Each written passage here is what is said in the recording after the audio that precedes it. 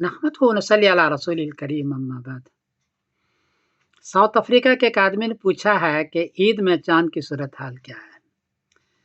जवाबन अर्ज है कि 9 अप्रैल बरोज मंगल को डरबन में चांद को चाहिए 4 डिग्री, केपटाउन में 4 डिग्री, जोहान्सबर्ग में 5 डिग्री, जाम्बिया में 7 डिग्री, तंजानिया में 8 डिग्री।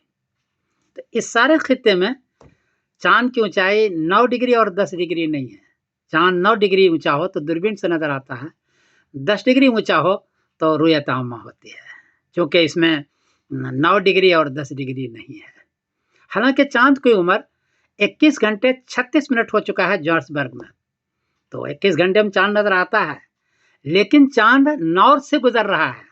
आप लोग साउथ में हैं, नॉर्थ में तो चांद है, जैसे डकार में 12 डिग्री है, माली में 12 डिग्री है, कांगो में 9 डिग्री है, तो नॉर्थ में चांद है, नॉर्थ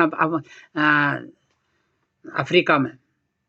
अगर वो आप वहां से लेंगे तो चांद हो जाएगा, लेकिन अपनी रुयत अगर करेंगे तो 9 अप्रैल बरोज मंगल को आपके यहाँ चांद की रुयत नहीं होगी।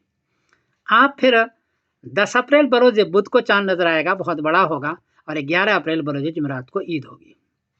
यह शक्ल है, क्योंकि चांद नॉर्थ से गुजर रहा है, आप साउथ के अंदर है।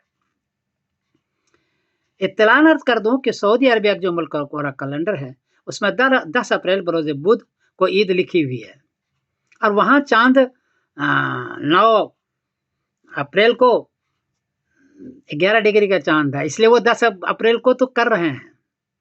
तो जो लोग सऊदी इत्तिबा करने वाले हैं वो 10 अप्रैल बरोज बुध को करेंगे, और जो लोग अपनी रुयत करेंगे इन खित्तों के अंदर, डरबन में, केपटाउन में, जोहान्सबर्ग में, जाम्बिया में, तंजानिया में अपनी रुयत करेंगे, तो उनको 9 अप्रैल को चांद नजर नहीं आएगा, 10 अप्रैल को चांद नजर आएगा, और 11 अप्रैल बरोज जुमेरात को ईद उनकी होगी।